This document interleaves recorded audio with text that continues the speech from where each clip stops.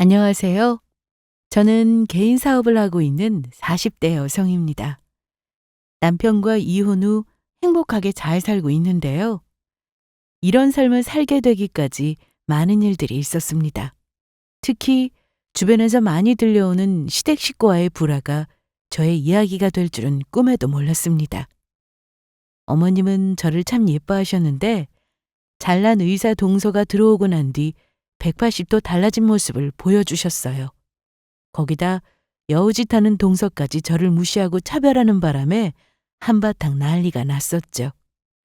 그래서 이 이야기를 많은 분들께 들려드리고 싶어서 사연을 보내게 되었습니다. 저는 대학 졸업 후 패션 업계에서 일했습니다. 특히 가방 회사에서 오랜 경력을 가지고 있었는데요.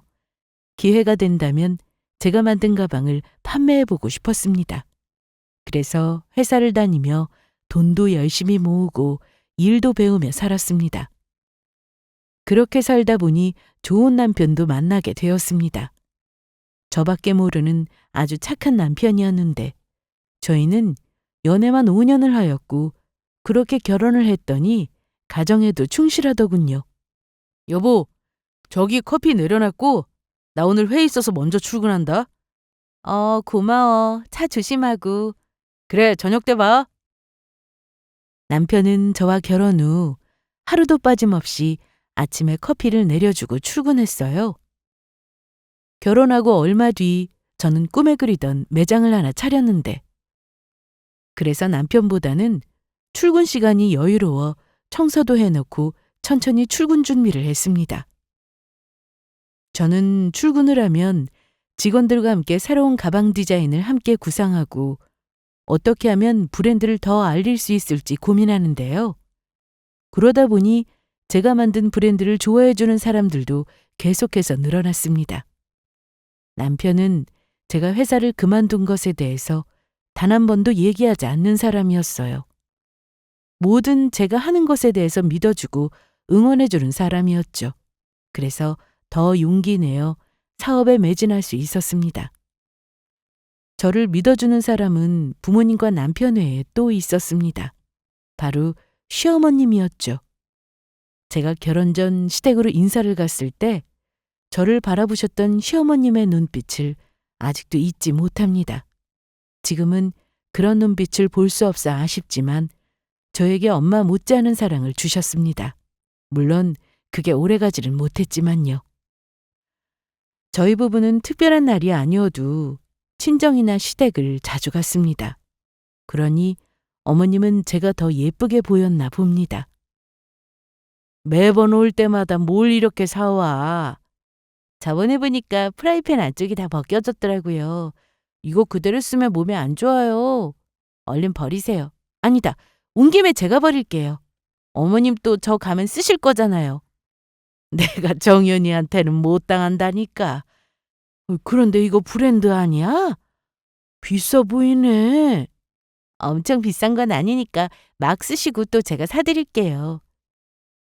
저는 시댁에 갈 때마다 필요해 보이는 물건이 있으면 사들고 갔습니다. 그러다 보니 어머님은 저한테 칭찬도 많이 해주셨죠. 우리 정연이는 일도 하면서 살림까지 잘하고 아주 살림꾼이야. 남들은 결혼하면 회사 때려치우고 전업주부로 눌러앉는다는데 나가서 돈까지 버니 얼마나 이뻐? 아직 그 정도는 아니에요. 처음부터 대박 나면 누구나 다 하게? 그러다 조금씩 잘 되는 거지. 어머님과 저는 평소에 연락도 자주 했습니다. 특히 어머님은 저에게 문자로 귀여운 이모티콘이나 좋은 글이 적힌 사진을 많이 보내셨어요. 그럼 저도 답장을 해드리는데 그러다 보니 거의 매일 연락하며 지냈습니다. 시댁에서는 1년에 3번 제사가 있었는데 아버님은 주방에 안 들어오시는 분이라 남편과 서방님 그리고 아가씨까지 해서 다 같이 음식을 만들었어요. 물론 제가 시집 오기 전까지는 어머님이 혼자 다 하셨다고 했습니다. 그래서 제가 다 같이 하는 분위기를 바꿔보려고 노력했는데 아버님만 빼면 다들 불만 없이 따라와 주니 고맙더라고요. 오늘 고생 많았어. 몸살 나는 거 아닌가 몰라? 고생은요. 설거지 못하고 가서 죄송해요. 됐어. 조 많은 걸 언제 설거지를 해. 식세기를 돌려야지. 늦었는데 어여 가. 이거 아까 전에 부친 건데 조금 담았다. 가서 먹어. 네, 잘 먹을게요. 아버님, 저희 갈게요. 그래, 조심히 가거라. 어머님이 저를 아끼시는 게 눈에 보이니 시댁 행사 때 빠지고 싶다는 생각이 안 들었습니다. 어떻게든 가서 어머님을 도와드리고 싶었죠. 남편에게는 남동생과 여동생이 한 명씩 있었는데 여동생은 특히 저를 잘 따랐어요. 언니라고 부르면서 제가 시댁에 가면 방으로 불러 옷 샀다고 보여주기도 하고 고민도 저에게 털어놓을 정도로 가깝게 지냈습니다. 저는 외동으로 자랐기 때문에 신우가 제 동생 같아서 너무 좋았습니다. 저번에는 신우가 쌍수를 해달라고 난리를 피운 적이 있었는데요. 나만 쌍꺼풀 없단 말이야. 친구들은 중3 방학 때 다 했는데. 글쎄 안 돼. 대학 가면 해준다고 몇 번을 말해. 눈 때문에 공부에 집중이 안 된다고. 어이 참, 지금도 예쁘다니까 무슨 수술이야. 아빠, 내 친구들 다 수술했어. 눈 다 커지고. 남들처럼 살 거면 그 집 가서 살아. 아버님, 요즘 쌍꺼풀 수술 정말 많이 해요. 수술 시간도 오래 걸리지 않고요. 그러다 부작용이라도 생기면. 그러니까 잘 알아봐야죠. 무조건 안 된다고 하지 마시고 아가씨 얘기도 좀 들어주세요. 그러냐? 그럼 색이 네가 좀 알아봐. 네, 그럴게요, 아버님. 대박! 아빠 뭐야? 내가 말할 때는 듣지도 않고 새언니가 얘기하니까 병원 알아보라고 하고? 뭐야? 너랑 색이랑 같아? 얼른 올라가서 공부해! 아버님은 불같이 화를 내실 때가 많았는데 그래도 며느리인 제 앞에서는 화내는 일이 거의 없었습니다. 그러다 보니 아가씨는 중요한 일을 앞두고 항상 저에게 연락하는 일이 많았네요. 저는 결혼 생활도 즐거웠고 또 사업도 조금씩 잘 되어가다 보니 신경 쓸 일이 없었습니다. 양가 부모님도 건강하시고 별 문제가 없어 이대로만 살면 딱 좋겠다는 생각이 들 정도였죠. 그런데 얼마 뒤 서방님이 결혼할 여자를 데려오면서 하나둘씩 문제가 생기기 시작했습니다. 자기야, 오늘은 그래도 정장을 입어야 하지 않을까? 무슨 정장이야. 출근할 때 매일 입는데 편하게 입지 뭐. 그래도 서방님이 결혼할 여자 데려온다고 했는데 대충 입는 건 좀 괜찮아. 자기도 너무 불편하게 입지 마. 가족인데 뭐 어때? 그래, 알았어. 저는 이날 예비동서를 만나기 위해 일찍부터 준비해서 남편과 함께 시댁으로 갔습니다. 좀 떨리더라고요. 또 한편으로는 어떤 사람일까 궁금해서 빨리 보고 싶었습니다. 어머님, 저희 왔어요. 그래, 왔어? 차 안 막혔니? 네. 밥은 먹고 온 데서 과일만 조금 사다 놨는데 괜찮겠지? 그럼요. 저도 쿠키 좀 사왔어요. 그래, 잘했다. 아휴, 왜 이렇게 긴장되나 몰라? 그냥 편하게 계세요, 어머님. 편하게 있기는 둘째 며느리가 의사라고 아주 네 엄마 화장한 거 봐라. 이는 그럼 맨 얼굴로 만나요? 왜요, 아버님? 어머님 고우신데. 화장 잘 됐니? 네, 아주 예쁘세요. 그런데 그때 서방님과 동서가 들어왔습니다. 동서는 딱 봐도 참 예뻤습니다. 그런데 저를 보자마자 위아래로 훑길래 순간 기분이 좋지 않았어요.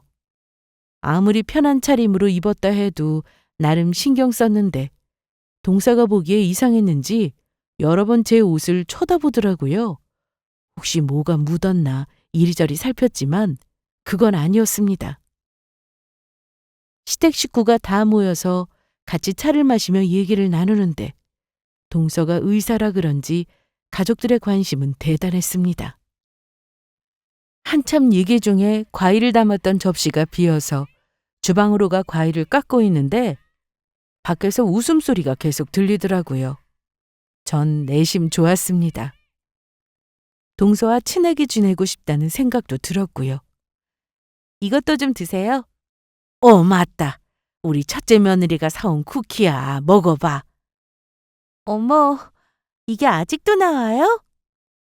네? 처음에 이 쿠키 나왔을 때 되게 핫해서 저 많이 사 먹었거든요. 그런데 이제 좀 시들해져서 사 먹는 사람이 있나 싶었는데. 아, 그래요? 저는 맛있어서 종종 사다 먹어요. 네. 그런데 어머님, 제가 오는 길에 너무 예뻐 보여서 스카프 사왔는데 보실래요? 어디 봐. 어머나, 새 고운 것 좀 봐. 어울리나? 그럼요. 어머님 피부색이랑 딱이에요. 동서는 첫인사를 온 날부터 은근히 저를 무시했습니다. 이건 뭐라고 설명하기 어려운 느낌이었는데요. 대놓고 무시하고 깔보는 게 아니라 은근히 그러는 거라 뭐라고 할 수도 없었네요. 제가 무슨 말을 하면 부정적으로 받아치고 제가 더 이상 말하지 못하게 다른 화제로 돌려버리는데 동서가 보통이 아니라는 생각이 들었습니다. 하지만 이때까지만 해도 친해지면 좋아질 수 있을 거라고 생각했습니다. 아직은 서로를 잘 모르고 친하지 않아서 그런 거라고 생각했네요. 몇 달 뒤 서방님은 결혼식을 올렸는데 의사 동서가 들어오고 난 뒤부터 어머님은 조금씩 변하기 시작했습니다. 저와 비교를 할 때가 많았죠. 며느리가 둘이니 상황에 따라 비교를 당할 수도 있다고 생각은 했습니다. 하지만 저는 고의성이 있다고 느낄 때가 많아 속상했어요. 평소 어머님과 저는 하루에도 여러 번 연락할 정도로 가깝게 지냈는데 동서가 들어오고 나서는 저에게 전화는 물론 문자도 거의 안 하셨어요. 거기다 제가 전화를 드려도 안 받으셨죠. 나중에 시댁에 가서 왜 안 받으셨냐고 물으면 청소기 소리에 전화 오는 줄 몰랐다고 하시거나 혹은 부재중 전화를 늦게 봐서 전화 못했다고 하실 때가 많았습니다. 처음에는 그럴 수도 있지 싶었어요. 이게 계속 반복이다 보니 어머님이 동서와 저를 편애한다는 생각을 하게 되더라고요. 한 번은 이런 일도 있었습니다. 동서가 들어오고 나서 시부모님 결혼 기념일에 다 같이 저녁을 먹기로 한 날이었습니다.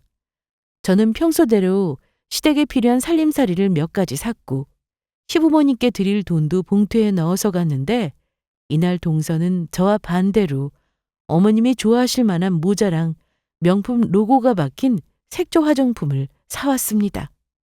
저는 사온 물건들을 식탁 위에 올려두고 잠시 화장실에 다녀왔는데 그 사이 동서는 어머님 옆에 딱 붙어서는 어머님, 제가 어제 전화드렸을 때 말씀드린 모자예요. 사진으로도 보여드렸잖아요.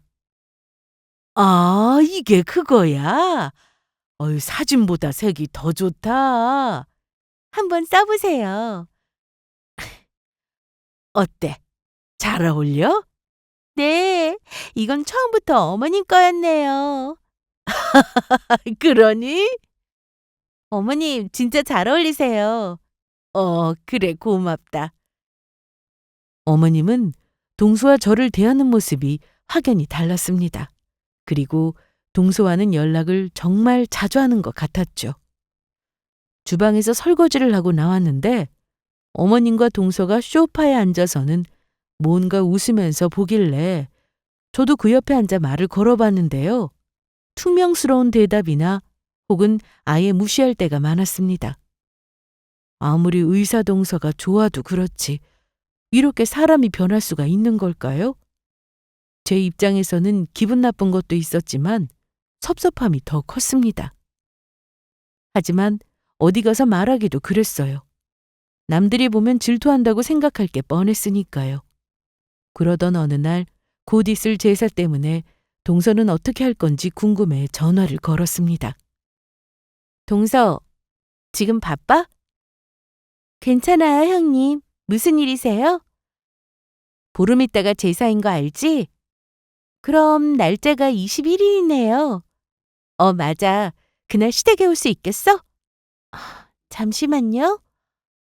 어떡하죠? 그날 수술이 잡혀 있어요. 그래? 그럼 서방님만 와야겠네. 남편도 그날 안 될 거예요. 요즘 회사 일이 바쁘다고 그랬거든요. 그래? 그래, 한번 물어보지 뭐. 그럼 수고해. 네, 형님. 동서는 의사니까 바쁜 건 알고 있었습니다. 주말에도 병원에 나갈 때가 많았어요. 그래서 시댁에서 기념일이나 제사 이런 날 참석하지 못해도 아무도 뭐라고 하는 사람이 없었습니다. 어차피 며느리가 저 혼자일 때도 제사는 문제없이 지냈으니까 동서가 빠졌다고 해서 문제될 건 없었습니다. 제사 당일이 되자 서방님도 바쁘다며 참석을 하지 않았고 결국 시부모님과 아가씨 그리고 저와 남편 이렇게만 제사 준비를 했습니다. 동서가 없어서 서운해하실 줄 알았는데 어머님은 기분이 좋아 보이셨습니다. 그리고 저한테는 예전처럼 잘 대해 주셨죠. 사실 이런 어머님의 모습이 그립기도 했는데 동서가 없을 때 이러시니 기분이 묘했어요. 어머님 힘드실 텐데 이건 제가 마저 할게요. 나가서 좀 쉬세요. 힘들긴 뭐가 힘들어. 너 없을 땐 이 많은 걸 나 혼자 다 했는데. 그래도 다리 아프지 않으세요? 얘는 무슨 걱정이야? 저기 봐봐. 안마 의자 보여? 어머, 언제 사셨어요? 디자인도 좋네요. 아까 아침에 집으로 배달 왔어. 둘째가 제사에 못 가서 죄송하다고 보냈더라고. 어쩜 이런 생각을 다 할까? 병원 일도 바쁠 텐데. 아, 동서가 보낸 거구나. 그래. 너도 한번 가서 누워볼래? 아까 실컷 누워있어서 그런가 하나도 안 힘드네. 어머님은 동서의 선물에 기분이 좋아 보이셨습니다. 센스 있는 선물이긴 했어요. 저는 기껏해야 고생하셨으니 돈 조금 들이고 오는 게 다였는데 그러다 보니 비교가 되었습니다. 집에 돌아온 저는 너무 피곤해서 씻지도 않고 누워버렸는데요. 자기야, 피곤해도 샤워는 하고 자. 5분만 누워있을래. 그런데 여보, 어? 동서 말이야. 재수 씨가 왜? 아니야. 먼저 씻고 나와. 싱겁긴. 알았어. 제가 느낀 감정을 남편에게 말할까 여러 번 생각했었는데 입이 떨어지지 않았습니다. 괜히 남편이 저를 안 좋게 볼 것 같았거든요. 사실 누가 봐도 동서는 직업도 좋고 시어머니한테 애교 많은 며느리였어요. 그런 점을 시샘하는 게 아니라 저도 같이 친하게 지내보고 싶은데 그럴 틈을 주지 않으니 속이 상했습니다. 차라리 사이가 안 좋은 게 낫다 싶을 정도였어요. 동서와 같은 공간에 있으면 저는 항상 제외되는 느낌이 들었으니까요. 살면서 이런 느낌은 처음이었는데 그래서인지 언젠가부터 시댁 가는 게 싫었습니다. 저는 그럴 때면 일에 더 집중했습니다. 제가 좋아하는 일을 할 때가 가장 행복했으니까요. 그리고 요즘은 SNS로 홍보를 많이 하기 때문에 제 브랜드 역시 SNS를 통해 신상을 소개하곤 했습니다. 그래서 회사에서도 SNS를 들여다볼 때가 많았는데요. 우연히 동서의 SNS를 보게 되었습니다. 추천 친구로 떴는데 가만 보니 동서의 얼굴이더라고요. 클릭해서 들어가 보니 동서가 맞았습니다. 그런데 동서 입장에서는 제가 형님이라 자기 SNS를 보는 게 싫을 수도 있겠다 싶어 그냥 나가려고 했는데 가장 최근에 올라온 사진에 눈이 들어왔어요. 배경이 이국적이라 해당 게시물을 클릭해서 봤는데 글쎄 괌에 놀러가서 찍은 사진이더군요. 여행 간 걸로 제가 뭐라고 하는 게 아니라 날짜가 문제였습니다. 여행 가서 사진이 올라온 날짜는 바로 시댁 제사가 있던 날이었죠. 물론 예전에 여행 갔다가 사진만 이날 올린 걸 수도 있어서 함부로 의심하면 안 됐지만 게시물에 적힌 글을 보니 여행 기간이 적혀 있었고 너무나도 정확하게 제삿날 출국을 했더라고요. 너무 기가 막혔습니다. 심지어 서방님까지 같이 갔는데 실망스러웠어요. 서방님은 시댁 제사 날짜를 다 기억하는 사람이에요. 그러니 두 사람이 여행 계획을 세울 때 분명 그 날짜는 안 된다는 것을 알고 있었을 겁니다. 그럼에도 표를 끊고 여행을 갔다는 건 처음부터 시댁을 속이고 갈 생각이었다는 거잖아요. 마음 같아서는 당장 시댁에 가서 말하고 싶었는데 그렇게 되면 동서 입장이 곤란해질 게 뻔했고 서방님도 좋은 소리는 못 듣겠다 싶어 모른 척 했습니다. 쪼르르 가서 이르는 것도 모양새가 안 좋아 보이더라고요. 하지만 그냥 덮는 게 아니라 혹시라도 이런 일이 또 있을 때는 꼭 짚고 넘어갈 생각을 했습니다. 동서는 의사라는 직업보심을 가지고 있었는데 의사 되는 게 쉬운 게 아니라는 것을 잘 알고 있어서 이해는 했습니다. 하지만 그렇다고 다른 직업을 무시하는 건 아니라고 생각했어요. 저는 사업을 시작할 당시에는 매출이 거의 없어 이러다 망하는 거 아닌가 싶었는데 그러다 입소문을 타고 사업이 잘 되기 시작하면서 유명해진 케이스입니다. 물론 명품 브랜드와는 비교할 수 없지만 그래도 아무도 모를 시절과 비교하면 많이 성장했습니다. 그래서 남편도 그런 저를 인정해주고 항상 대단하다고 존경한다는 말을 많이 해주었는데요. 동서에게는 그저 가방을 판매하는 사람으로만 보였나 봅니다. 처음에는 은근히 무시하더니 점점 대놓고 저를 무시할 때가 많았습니다. 한 번은 시댁에서 오랜만에 외식을 하기로 해서 제가 식당 예약을 했습니다. 일을 마치고 남편과 만나 해당 식당으로 갔는데 아무도 안 오는 거예요. 혹시 위치를 잘 모르시나 싶어 어머님께 전화했더니 아니, 넌 왜 안 오고 전화하고 그러냐? 네? 저 지금 민호 씨랑 식당 와서 기다리고 있는데요. 얘 뭐라고 하는 거야? 벌써 음식 주문해서 나오기 시작하는데 빨리 와. 거기가 어딘데요? 난 잘 모르겠고 둘째 바꿔줄게. 형님, 여기 한남동 제2식당이에요. 무슨 말이야? 내가 예약한 곳이 아닌데. 말이 잘못 전해졌나 보네요. 여기로 장소 바꿨어요. 기다릴게요.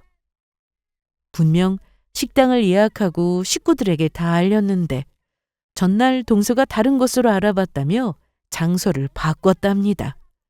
그런데 저와 남편에게만 그 얘기를 해주지 않았던 거죠. 해당 장소에 도착 후 동서에게 직접 물어봤는데 저는 남편이 말한 줄 알고 저는 엄마가 얘기했겠지 싶어서 형수님도 알고 계시는 줄 알았어요. 야 임마! 그래도 확인 전에는 해줬어야지. 이게 뭐냐? 미안해 형. 일단 왔으니까 얼른 먹자. 음식 식겠어. 저와 남편은 이날 기분이 좋지 않았습니다. 특히 저는 더 기분이 나빴죠. 정말 동서의 말대로 실수 때문에 이런 일이 벌어진 것일 수도 있지만 동서가 일부러 그런 것 같다는 생각이 자꾸만 들었습니다. 저도 이런 생각을 하고 싶지 않았는데 자꾸만 나쁜 생각이 들어서 힘들었어요. 식사를 다 마치고 저는 먼저 일어나 카운터로 향했습니다. 계산하려고 지갑에서 카드를 꺼내려는데 동서가 그새 와서는 계산을 하더라고요. 아니 동서, 내가 계산하려고 했는데 형님, 정말 계산하려고 하신 거예요? 제가 오길 기다리신 거 아니고요? 뭐? 농담이에요. 그 돈으로 옷이나 사 입으세요. 덕분에 잘 먹었다. 둘째 너는 어쩜 이렇게 고급 식당을 많이 알아? 여기 비싸지? 이 정도는 충분히 사드릴 수 있죠. 다음에는 호텔 가요? 호텔? 듣기만 해도 좋네. 이야, 좋네요. 진짜 다음엔 호텔 가서 먹어요. 동수의 여우짓에 어이없던 저는 그 모습을 가만히 쳐다보고 있었습니다. 남편까지 동서 옆에서 웃으며 얘기하는 모습을 보니 더 기분이 상했습니다. 그렇게 식사 후 집으로 오는 내내 너무 기분이 나빴습니다. 그래서 참지 못하고 남편에게 말했어요. 내가 이상한 거야? 뭐가? 오늘 말이야. 장소가 바뀌었으면 전화를 해서 확실하게 말해야지. 뭐 그럴 수도 있지. 그런 걸로 열을 내냐? 그만해. 그래, 그럴 수 있다 쳐. 그런데 아까 동서가 계산하면서 나한테 한 말 들었어? 뭐라고 했는데? 나보고 밥값 낼 돈으로 옷이나 사입으래. 정말? 재수 씨가 그랬다고? 설마. 그래서 아까 내가 멍하니 서 있었던 거야. 남편은 제가 한 말을 다 들으려 하지 않았습니다. 조금은 예상했지만 남편이 이렇게 제 말을 안 믿어주고 오히려 동서 뒷담화를 한다고 뭐라 하니 서운했습니다. 암튼 남편도 괜찮은 직장에 다녀서 연봉이 높은 편이었고 저 역시 사업하면서 벌만큼은 버는데 동서는 저희 부부가 돈이 없어 보였나 봐요. 전에는 제 앞에서만 대놓고 무시하는 말을 했었지만 이제는 아니었습니다. 가족들이 보는 앞에서도 아무렇지 않게 저를 무시하는 말을 많이 했죠. 이날은 남편이 일 때문에 시댁에 못 온 날이었고 저만 시댁에 갔는데 차라리 안 갈 걸 그랬다는 생각이 들었습니다. 동서는 여전히 제 앞에서 더 보란 듯이 어머님 옆에만 붙어 있었는데 하도 그러니 이제는 그러려니 하게 되더라고요. 어머님, 안마의자 어떠세요? 너무 좋지. 세상에 TV로만 보던 게 집에 있으니 볼 때마다 신기해. 저도 집에 있는데 퇴근하고 집에 와서 누우면 잠이 솔솔 온다니까요. 맞아. 나도 집안일 끝내고 저기 누워서 잘 때가 종종 있다. 암튼 고마워. 잘 쓰고 있어. 에이, 그런 말씀 마세요. 이제 좀 누리고 사셔야죠. 참, 어머님 해외여행 가보신 적 있으세요? 해외는 무슨 제주도도 살면서 딱 3번 간 게 전부야. 네 아버지가 어디 다니는 거 별로 좋아하지도 않고. 갑자기 내 얘기는 왜? 형편 때문에 못 간 거지. 참. 그렇게 대화 주제가 갑자기 해외여행으로 바뀌었는데 동서가 시부모님한테 여행을 보내드리겠다고 하더라고요. 아니 정말이야? 어머나 듣기만 해도 좋다. 어디 가보고 싶으세요? 글쎄 내가 아는 나라가 있어야지 말이지. 아 생각났다. 그 열기구 타는 나라가 어디더라? 튀르키예요. 그래 거기. 나 거기 가보고 싶어. 저 거기 가봤는데 정말 좋았어요. 말 나온 김에 다녀오세요. 저희가 보내드릴게요. 그래요, 어머님. 올해 가기 전에 다녀오시면 좋겠어요. 올해가 얼마 안 남았는데. 그럼 당장 이번 달부터 여행 계획을 세워야 하나? 아니 그런데 여행 경비가 만만치 않을 텐데. 무슨 걱정이세요? 아들의 며느리의 자식이 몇인데 돈 걱정하지 마시고 다녀오세요. 그런데 그때 동서가 저에게 이런 말을 했습니다. 형님, 그런데 돈 보탤 형편은 되세요? 뭐? 그 정도 능력은 되니까 걱정 마, 동서. 그 정도 능력이 어느 정도인데요? 요즘 가방 좀 팔려요? 가방 인기 좋아. 그리고 동서 아니어도 나 혼자 어머님 아버님 여행 보내드려도 되고. 그럼 진작에 보내드리지 그러셨어요. 여태까지 가만히 계시다가 제가 얘기 꺼내니까 숟가락 얹는 건 또 뭐예요? 뭐라고? 아니 얘들이 지금 뭐 하는 거야? 아, 누가 보내주면 어때서 그만들래? 죄송해요, 어머님. 그러니까요. 그냥 제가 알아서 하게 두면 될 것을 괜히 끼어들어서. 동서는 저렇게 얄미운 말을 아무렇지 않게 했습니다. 거기다 형님인 제 앞에서 누가 봐도 버릇없어 보이는 말이나 행동을 했는데도 어머님 아버님은 동서에게 뭐라고 하지 않으셨네요. 그러니 제가 시댁에 가고 싶은 생각이 들 리가 없죠.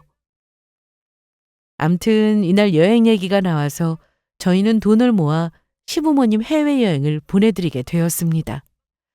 저 혼자 부담해도 문제 없었지만 동서네와 반씩 부담해서 경비를 보탰고 가서 쓰시라고 환전까지 해서 어머님 손에 쥐어드렸네요. 그렇게 시부모님이 열흘 동안 여행에 가셔서 안 계시자 저는 시댁에 가서 신우의 반찬을 신경 썼습니다. 저 아니어도 알아서 챙겨 먹을 나이지만 그래도 저를 잘 따르고 저도 예뻐하는 관계다 보니 더 해주고 싶은 마음이 자주 들렸어요. 그런데 평소엔 너무 바빠서 얼굴 보기 힘든 동서를 시댁에서 자주 마주쳤습니다. 언니, 잡채예요? 아가씨 잡채 좋아하잖아요. 음, 맛있다. 그릇에 덜어줄게요. 손으로 먹어야 제맛인데. 앉아서 밥이랑 같이 먹어요. 언닌 그래도 요리도 잘하고 못하는 게 뭐예요? 많아요. 음식이라는 게 하다 보면 실력도 늘더라고요. 그런데 그때 누군가 배를 눌렀고 신우가 나가보니 동서였습니다. 아가씨, 어머, 형님 계셨네요? 왜 오셨어요? 어머님도 안 계신데. 왜 오다니? 반찬 좀 해놓으려고 왔지. 네. 아가씨, 제가 딤섬 사왔는데. 우와, 저거 딤섬 좋아하는 거 어떻게 알았어요? 어머님한테 들었어요. 그런데 잡채 냄새 너무 좋다. 드셔보세요. 여기 젓가락이요. 음, 음, 맛있다. 어머님이 해두고 가신 거예요? 내가 했어, 동서. 아, 그런데 무슨 일로 왔어? 동서? 아가씨 혼자 있을 것 같아서 퇴근길에 들려본 거예요. 그런데 이번에 엄마 아빠 여행 갔다 오시면 저 쌍수하는 거 허락하실까요? 대학 가면 하라고 하셨으면서 아직도 별 얘기 없으시고.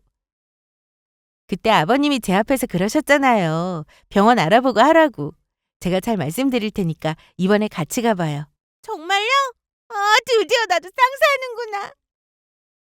제가 그동안 몇 군데 알아봤는데 아가씨가 상담 받아보고 괜찮다 싶은 곳에서 해요. 고마워요. 그런데 그 얘기를 듣고 있던 동서가 대뜸 이러더라고요. 아니 쌍꺼풀 수술은 수술도 아닌가. 전문가 앞에 두고 두 사람 뭐예요? 형님은 잘 알지도 못하면서 뭘 알아본다고. 뭐라고? 형님, 제가 의사인데 아가씨 쌍꺼풀 수술은 저한테 맡기세요. 제가 아는 성형외과 의사 많으니까 알아서 할게요. 의사인 제가 더 믿음 가지 않아요? 말 되네? 그럼 쌍꺼풀 잘하는 의사 아세요? 당연하죠. 진작에 저한테 얘기하시지 왜 아무것도 모르는 형님한테 물어봤어요? 솔직히 동서의 말이 틀리진 않았습니다. 의사니까 분명히 동기 중에 성형외과 의사도 많겠죠. 하지만 말을 저렇게 하는 게 맞나요? 얼마든지 기분 좋게 말할 수 있는 건데 말이죠. 형님, 쓸데없이 나섰다가 괜히 남의 눈만 망칠 뻔했네요. 아니, 동서, 무슨 말을 그렇게 해? 망치다니? 아무 성형외과나 데려갔다가 아가씨 눈 이상하게 수술되면 책임질 거예요? 가방이나 팔 줄 알지 뭘 안다고. 아가씨, 제가 수술 잘하는 병원 아니까 예약해 드릴게요. 아셨죠? 네, 좋아요. 동서의 막말에 신우까지 거들었습니다. 괜히 제 말 들었다가 큰일 날 뻔했다면서 동서의 편에 서서 같이 저한테 뭐라고 하더라고요. 괜히 반찬해주러 왔다가 기분만 상해서 집으로 돌아가는데 이제 더는 참는 것도 하기 싫어졌습니다. 그래서 저는 그날 이후로 시댁에 중요한 일이 아니면 아예 가지를 않았습니다. 평소에 어머님이 저녁을 먹자고 부르실 때가 좋아서 종종 갔는데 명절이나 생신 그리고 제사가 아니라면 굳이 가고 싶지 않더라고요. 특히 남편과도 사이가 좋지 않았는데요. 제가 시댁에서 있던 일이나 동서의 행동에 대해 얘기하면 오히려 저를 뭐라고 했습니다. 형님이면 형님답게 굴라면서요. 거기다 첫째 며느리면서 뭐가 그렇게 불만이 많냐고 했죠. 그래서 다투는 날이 많았어요. 그날 이후 부모님이 여행을 다녀오시고 나서 다 같이 모여 밥이나 먹자는 얘기가 나왔는데 저는 참석하지 않았습니다. 그리고 사업에 더 신경 쓰며 지냈고 매장 2호점을 낸 것은 물론 3호점까지 오픈을 앞두고 있었습니다. 그러다 보니 매일 바쁘게 지낼 수밖에 없었어요. 여보, 집으로 바로 가지? 그냥 와봤어. 매장은 어떻게 됐나 하고. 조금만 기다려. 나도 이제 막 나가려던 참이었거든. 됐다. 이제 가자. 직원들 다 퇴근했는데 혼자 뭐 했어? 다음 달에 3호점 오픈이라 신경 쓸 게 많아서. 별로 할 건 없어 보였는데. 무슨 소리야. 손볼 곳이 얼마나 많은데. 일부러 우리 집 가기 싫어서 늦게까지 있던 거 아니고? 뭐? 엄마가 너 없이 나만 왔다고 뭐라 하시잖아. 그럼 내가 일이 있다고 말씀드리면 되는 거 아니야? 남편은 이런 식으로 제 속을 긁을 때가 많았습니다. 동서는 의사니까 바쁜 게 당연하지만 저는 그게 아니라면서 말이죠. 얼마든지 시간을 뺄 수 있으면서 그러지 않았다고 서운하다고 하더라고요. 그런데 이날 말고도 저도 일하느라 바빠서 어쩔 수 없이 시댁에 못 가는 날이 많아졌습니다. 특히 아버님 생신 때는 남편에게 돈이랑 선물을 챙겨서 보냈는데 그거 가지고 어머님이 뭐라고 하시더라고요. 나다. 네, 어머님. 아니, 넌 매년 챙겨오던 시아버지 생신을 까맣게 잊은 거냐? 제가 일 때문에 갈 수가 없어서요. 죄송해요. 죄송하나 마나 네 동서는 의사라서 훨씬 더 바쁜데도 와서 저녁 먹고 갔다. 너는 형님이면서 어떻게 그러냐? 본밖에 좀 행동할 수 없는 거야? 어머님, 의사면 바쁘니까 가족 모임에 빠져도 되고 저는 안 되는 거예요? 뭐라고? 지금 나한테 대들기라도 하겠다는 거야? 그게 아니라 어머님 지금 저랑 동서랑 차별하시는 거 맞잖아요. 참나, 나이를 먹었으면 나이에 맞게 행동을 해. 너 설마 네 동서 질투하냐? 너보다 직업도 좋고 나이도 어리고 거기다 시댁에 잘하니까 샘나는 거 아니냐고. 원래 사람은 자신이 못날수록 질투도 심하게 하는 법이다. 너 그거 못난 짓이니까 당장 그만둬. 그래도 한때는 어머님과 사이가 참 좋았는데 어쩌다 이렇게 됐나 싶었습니다. 하지만 차라리 잘 됐다 생각했어요. 이건 어머님이 변한 게 아니라 원래부터 이런 사람이었다는 걸 제가 알게 되었으니까요. 그러던 어느 날 어머님이 갑자기 전화를 하셨습니다. 전에 안 좋게 통화를 했던지라 받을까 말까 고민했는데 그래도 일부러 안 받으려니 마음이 좋지 않아서 받았어요. 네, 어머님. 정연아, 지금 좀 올 수 있어? 무슨 일이세요? 급한 일이 있어서 그래. 빨리 좀 와줄 수 있을까? 어머님은 갑자기 전화하셔서는 급한 일이 있다면서 빨리 좀 와달라고 하셨습니다. 그래서 저는 매장에서 직원들에게 사정을 얘기하고는 급하게 시댁으로 갔어요. 어머님, 저 왔어요. 어디 계세요? 나 여기 있다. 급한 일이라는 게 뭐예요? 무슨 일 생겼어요? 아이, 저기 그게 말이다. 오늘 네 동서 생일이잖니. 너 그거 몰랐지? 네? 둘째가 우리 집에 들어와서는 매년 생일마다 외식했는데 이번에는 집밥 좀 먹이려고 그래. 네가 음식 솜씨가 좋잖아. 그러니까 이번에 실력 발휘 좀 해봐라. 참, 둘째가 잡채 좋아하는 거 알지? 내가 재료 다 사다 놨으니까 이것저것 좀 알아서 만들어봐. 급한 일은 다름 아닌 동서의 생일상을 차리라는 거였습니다. 너무 기가 막혔죠. 저에게는 동서가 먹을 음식을 만들라 하면서 앞치마까지 입혀주셨는데 그런 어머님은 안마의자에 누워서는 동서와 통화를 했습니다. 그래. 우리 둘째 며느리 생일 축하한다. 감사하긴 당연하지. 지금 오고 있는 거지? 맛있는 거 많이 해놓을 테니까 얼른 와. 알았지? 그래. 운전 조심하고. 어머님은 통화를 끝내고 콧노래까지 부르고 계셨습니다. 아버님은 방 안에서 주무시고 계셨고 아가씨는 거실 소파에 누워서 핸드폰 하기 바빴죠. 저는 더는 참을 수 없었습니다. 그래서 남편에게 전화를 걸어 빨리 오라고 하고는 어머님, 지금 뭐 하시는 거예요? 저한테 급한 일이라고 빨리 오라고 하셨잖아요. 이게 우리 집에서 제일 급한 일이니 빨리 차리거라. 못해요. 뭐? 못해? 네. 제가 이 집 가정부예요? 저도 엄연히 하는 일이 있고 바쁜데도 어머님 전화 받고 급하게 왔어요. 그런데 저한테 동서 생일상을 차리라고요? 하라면 하는 거지 왜 못해? 네가 그럼 둘째를 위해서 뭘 할 수 있는데. 걔 의사라서 웬만한 선물은 성에도 안 차. 그리고 맛있게 밥 한 끼라도 하라는 게 잘못한 거니? 의사가 대체 뭔데요? 아무나 될 수 없는 직업인 건 저도 알겠는데요. 의사면 다른 사람 무시해도 되는 거예요? 어머 어머, 얘 좀 봐. 너 원래 이런 애였어? 전에는 시키는 거 잘만 하더니 역시 사람은 겪어봐야 아는 거지. 둘째가 안 들어왔으면 내가 평생 너 이런 모습 못 보고 살 뻔했네. 그렇게 한참 어머님과 얘기 중인데 동서네와 남편이 같이 들어왔습니다. 아니, 형님 지금 뭐 하세요? 설마 제 생일상을 형님이 해주시는 거예요? 그럼 우리 집에서 첫째 말고 누가 해. 첫째 너 저녁 시간 다 되어간다. 얼른 해라. 그때 동서가 제 앞쪽으로 오더니 형님, 오늘 제 생일인데 몸으로 때우시는 거예요? 저거라도 해야지. 돈을 줄 것도 아니고 안 그래? 동서, 말 다 했어? 몸으로 때워? 제가 틀린 말 했어요? 그래, 나 몸으로 때운다. 그게 뭐 어때서? 넌 할 수는 있고? 만들 줄 아는 음식이 있긴 해? 여보 그만해. 이게 뭐하는 짓이야? 그냥 조용히 음식하면 될 일을 가지고.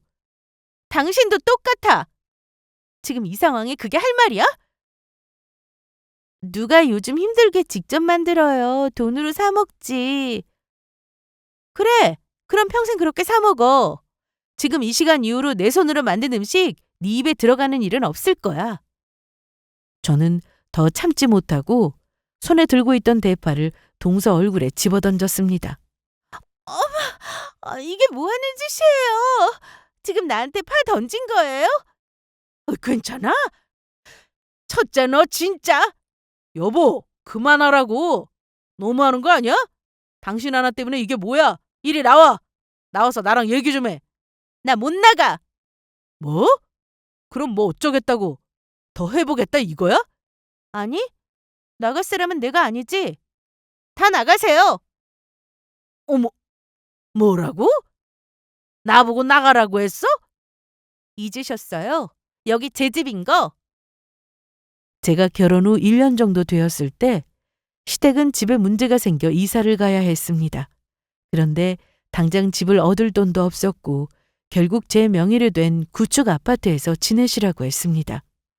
처음에는 시댁 식구들 다 저에게 고마워했지만 시간이 지날수록 당연하게 여기더라고요. 무슨 말이에요? 여기가 왜 형님 집인데요? 여보, 정말이야? 그게 네가 우리 살라고 준 집이면 우리 집이 줬다 뺏는 거냐? 그래, 치사하게 이게 무슨 짓이야? 여긴 제 명의로 되어 있는 제 집이에요. 어머님 드린 적 없어요. 빨리 나가세요! 웃긴다. 이딴 집도 집이라고. 뭐 엄청난 대단한 집도 아니고만 생색은. 야. 야? 너 결혼하고 시댁에서 첫 제삿날 기억하니? 그때 분명 수술 잡혀서 못 온다고 했지? 그런데 서방님하고 둘이 해외여행 갔잖아. 그거 알면서도 난 모른 척했어. 네 입장 난처해질까 봐.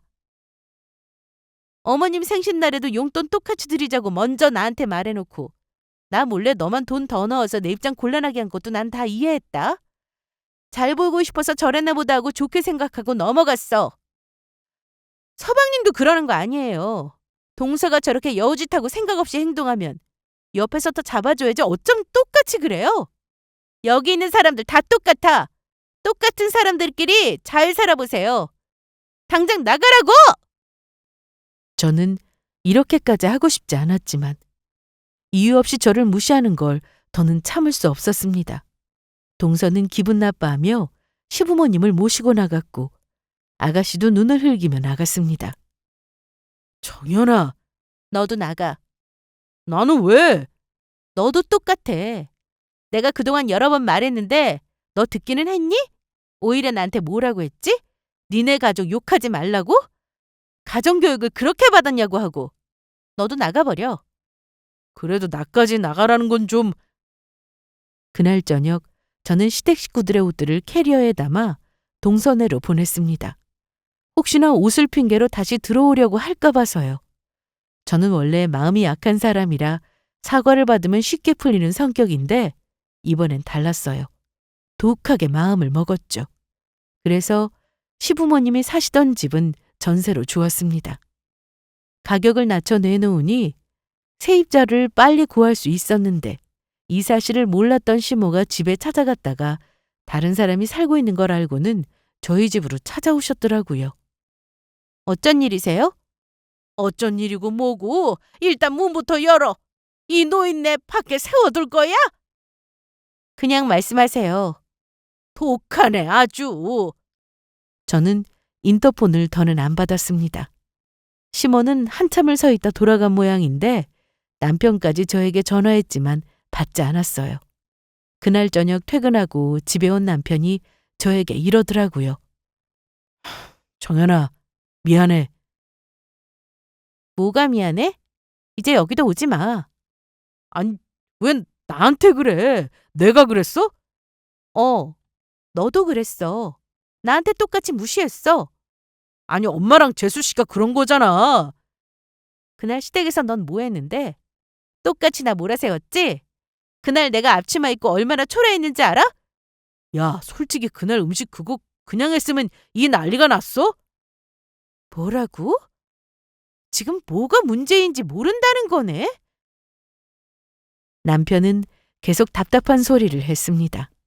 그러면서 제 인격에 문제가 있다고 하더군요. 너무 어이없던 저는 전부터 가지고 있던 이혼 서류를 내밀었고 이혼 통보를 했습니다. 시댁 식구한테 받은 부당한 대우도 충분히 이혼 사유가 된다는 것을 확인했거든요. 남편은 이혼 서류를 보더니 장난인 줄 알았는지 야, 왜 그러냐? 이거 찢으면 그만인데. 그러지 말고 잡채 좀 해줘봐. 재수 씨가 임신해서 입덧이 심한 모양인데 네가 해준 잡채가 먹고 싶대. 미쳤니? 내가 이혼 서류 동서내로 다시 보낼 테니까 또 한 번 찢으면 소송할 줄 알아? 그리고 남편을 내보냈습니다. 시댁 식구는 하나같이 다 이해가 되지 않았어요. 이혼 얘기를 하는데 진지하게 받아들이지 않는 남편이나 그날 그 난리가 있었는데도 입덧한다고 저한테 음식을 부탁하는 게 어이없었죠.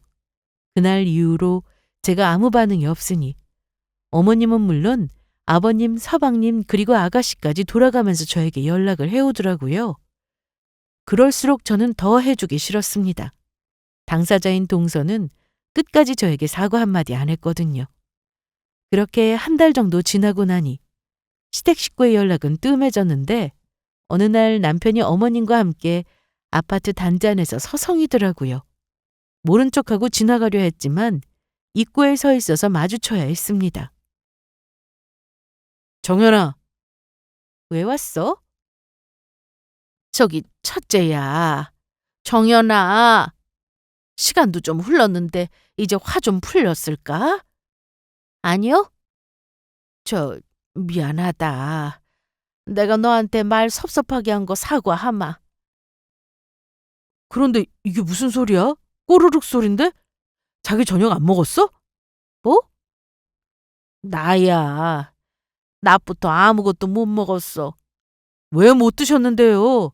아니, 둘째가 입덧 때문에 병원도 못 나가고 집에만 있잖아. 내가 뭐 좀 해 먹으려고 하면 냄새 난다고 음식도 못 먹게 하고 그래서 나가서 사 먹었더니 그것도 질리고. 정연이 네가 해준 음식이 생각나더라고. 그럼 그것 때문에 찾아오신 거예요? 아니, 뭐 꼭 그건 아닌데. 나도 먹고 싶고 또 둘째가 네가 만든 잡채 얘기를 하도 해서 부탁 좀 하려고 왔다. 저는 그대로 남편과 어머님을 돌려보냈습니다.